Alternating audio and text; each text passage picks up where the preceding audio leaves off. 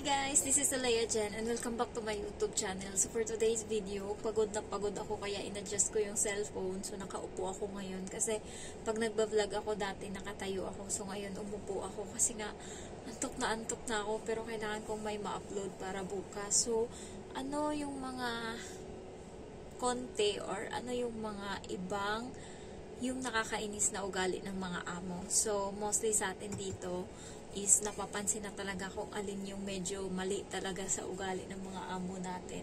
Sa akin naman, so far, yung pagiging kuripot nila sa pagkain, pero okay lang yun. Ako na lang yung bibili para sa akin. And then, next is yung tatanungin mo. And then, ang tagal mag-isip, yung ganun lang, hanggang sa inabot na ng 5 minuto. So, tutunganga ka dyan sa harap niya. Syempre, hindi. Ang ginagawa ko pag tumagal na ng tumagal, siguro mga kalahating minuto na or 1 minuto. Tapos, ganun pa din. Iniiwanan ko. Bahala siya dyan. Sabihan niya akong bastos. So, iniiwanan ko kasi ganun sila. Napansin ko kasi nung bumili ako sa 7-Eleven, yung ako, nakapila na ako, and yung babae na doon, nagtatrabaho is ina-assist niya yung estudyante pero matanda na, siguro 17 na yung edad. Ina-assist niya kasi nga bumili ng noodles na may kasamang hotdog ba yun. So tinatanong niya, ang tagal mag-reply. Alam mo yung napipiko na yung babae kasi nga nakikita niya na marami na ding pumila sa likod ko. So halimbawa sabihin niya, i-separate ba to ng lagayan? Tapos ang tagal pa, siguro okay. Yung ang tagal pang sumagot, bakit ganun? So, yun yung pinaka nakakainis ko. Halimbawa, tatanungin ko siya, sabihin ko sa kanya, anong damit yung lalabhan ngayon or kaninong damit? Tapos, wala na. Nagdesisyon na lang ako. Umalis na sila lahat-lahat, pumunta na sila doon sa school. Hindi pa rin siya nakapag-desisyon. So, minsan, kapag naiinis ako, hindi ko na tinatanong. Desisyon ko na lang minsan. Yan yung isa sa ako, yung loading ba? Hindi mo alam kung nangaasar. Yung tatanungin mo ang tagal sumagot.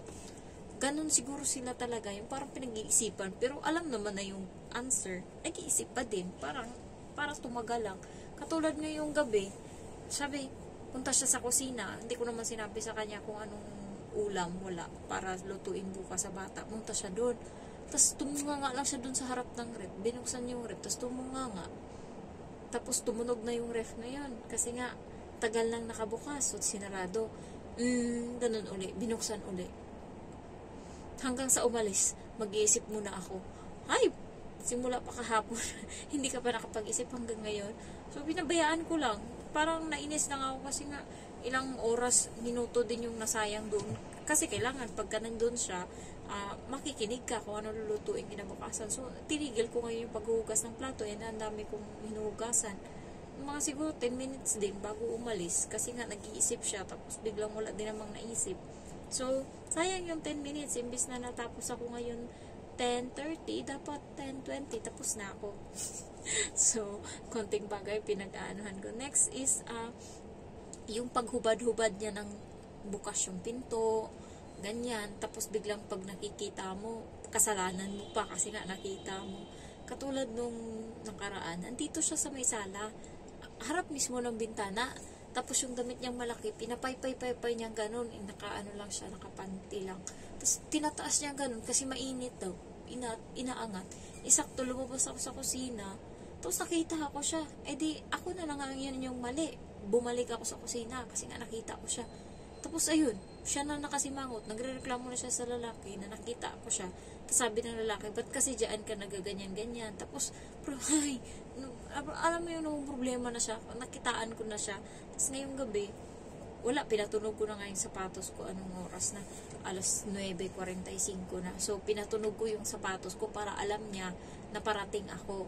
So, minsan kasi, dala ko kasi yung ganto nila para sa kwarto. So, 45. So, kailangan bago mag alas 10, nakalagay na ako doon. Or kasi nga nagtututbrush na yung bata. Ginawa ko, pinatutog ko yung tsinelas ko habang naglalakad para kung in case anong ginagawa nila doon, makaprepare sila kasi nga alam nila na papasok ako. Kasi yan yung trabaho ko kada gabi, maglagay doon ng tubig. Tapos biglang nakita ko siya ngayon, yung puwitan niya, yung nakapanti siya, tapos walang walang suot na ano, nakatuwad-tuwad siya doon. Tapos nasa harap niya din yung lalaki, yung kanila. Tapos, ewan ko, anong hanas nila doon. Tapos, di ako bumalik. Sabi ko, pasensya na ma'am. Sabi ko, ganun. Sabi niya, okay lang. Tapos, ayun, pinasok ko yung tubig, tapos umalis agad ako. Hindi na ako nagpaalam. Kasi nga, nahiya ako. Yung mga ganun, yung hindi mo naman dapat kasalanan, pero naging kasalanan mo na dahil sa pagiging pabaya ba tawag dun. So, next is, aside from that, perfectionist sila, halos common naman, alam nyo kasi guys kung bakit, yung mga nanay nila yung pinagayahan nila niyan. Yung nanay dito ng amo ko is, pinagagawa niya sa katulong niya, hindi niya pinaglalaban ng damit doon sa washing. Ginaya ng mga lahat-lahat ng mga anak niya. 4 na anak niya yung may katulong. Lahat yun is, ganun yung ginagawa. Mag-handwash kayo ng damit niyo. Nagaya sa nanay. Kaya, nagiging perfectionist sila. And yung ibang mga amo is, alam mo yung gusto lang silang may pag-initan. Gusto lang silang may mapuna kahit na nagawa mo na ng tama, pauulitin pa sa'yo. Minsan nga, nagawa mo na, tapos lilinisin uli. Next is yung pagiging pakialamera. Kasi hindi naman to sa akin, sa kaibigan ko. Madami kasing branded na mga sapatos, bag yung kaibigan ko. Tagal na siya kasi dito sa Hong Kong, 8 years. So, yung suot niya nung nakaraan na sandal na puti is, Santa Barbara. And then, yung bag niya is, Louis Vuitton, original talaga. And then, yung niya, may Hermes pa siya, may Coach, may sandal siya na Coach may jowa kasi yan siya dati na Chinese. Kapag Chinese yung jowa mo guys, is galante yan sila. Mahilig silang magbigay ba, parang doon nila ini-express yung pagmamahal nila sa pagbibigay. Kaya siya nagkaroon din ng iPhone na cellphone, iPhone 14, dahil din doon sa lalaki, binigyan siya. And ang dami niyang mga, may white gold pa nga yan siya. Ang dami niyang mga pundar-pundar, ang daming binibigay sa kanya nung nung boyfriend niya. Matagal din kasi sila bago naghiwalay. So, minsan, pag walang mapagtripan yung amo niya, yung mga sapatos niya doon na pag sinasalansan, yun yung pinagdidiskitaan ng amo niya. Ano ba yan? Ang dami-dami mo na naman dito mga gamit. Ganyan. Ganun yung ginagawa. Yung parang may pagalitan lang. So, minsan, pinapabayaan na lang ng kaibigan ko kasi nga parang nasanay na siya.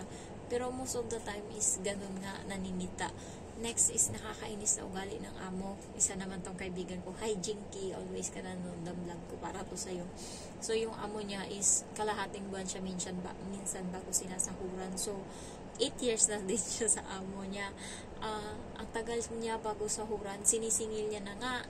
Pero minsan tawag nito, matagal talaga, minsan 2 linggo bago siya sahuran. Dapat 15 pa lang sahuran na siya, pero katapusan na siya pinasahuran. So, nung nakaraan ganun din. And then, nagreklamo siya sa akin nung nakaraan na kinulangan daw ng 10 Hong Kong dollar yung sahod niya kasi nga pinapasok sa card niya. And then, dati daw, hindi niya minomonitor. Kuha lang siya ng kuha doon, hindi niya tinitignan. Pero, baka siguro nasana yung amo niya, baka may nangyari pa nga daw ng nakaraan na kalahati ng sahod niya is wala, kinulang. So, ang ginawa niya, nireklamo niya. Kaya ngayon, nagkukulang-kulang uli yung sahod niya. Pero 10 Hong Kong dollar, maliit lang. Hindi katulad dati na, hindi niya siguro napansin, binabawasan ng amo niya. So, maduga din yung amo niya. Ayan, so, late siya parati pinapasahod. And pag sinisingil niya, minsan okay, nakasimangot pa. So, karapatan naman niya, singilin kasi sahod naman niya yun. Next is nakakainis ng ugali ng mga amo. Hindi ko na maalala. Yung pagiging pagiging dugyot ba? Pagiging nila, burara. Alam mo nung nakaraan yung amo kong babae, nag-medical siya. Ngayon, kumuha ng dumi niya dun sa CR. Ay, nako, ewan ko anong pinagkuha niya doon. Sobrang lala talaga nang nangyari sa toilet. Yung pagbukas mo palang amoy mo na yung dumi, and ewan ko anong ginawa niya doon. So ganun sila guys, wala silang pakialam kung makikita mo yung mga dumi nila dyan, mga buhok nila dyan, wala silang pakialam. Yung amo kong lalaki malala, pag nag-flash hindi matino-tino, tapos biglang pagtingin mo nandun pa na may naiwan pa, punyeta talaga. Kaya minsan napapansin nila yan na hindi pa nga ako umiihi, pag alam kong nag-CR sila, pina-flash ko na kaagad. So, parang napapansin nila. And napapansin nila, alam nila pag nagsi-CR ako, kasi 2 beses ko yan pina-flash. Kapag umiihi ako, isa lang. Kaya napapansin nila yan. And next is, ano po bang nakakainis na ugali ng mga amo? So far, sa akin dito, yan pa lang naman. And, minsan guys, ano lang sila, yung iba pala sigaw, yung ibang ugali pala sigaw. Sa akin, so far, wala. Yun lang yung nakahubad siya na late niya na ako pinatulog. And then, ano pa ba? Parang yun lang naman. And then, nung Chinese New Year, ano yun, bata naman yung dahilan. And, pag kasi yung bata, nagiging, salbahe, yung nanay, nai-stress. So, nadadamay lahat. And then, nung time na yun, tinignan niya ako ng masama. And, alam mo yung nagbabagsak siya ng mga pinto-pinto.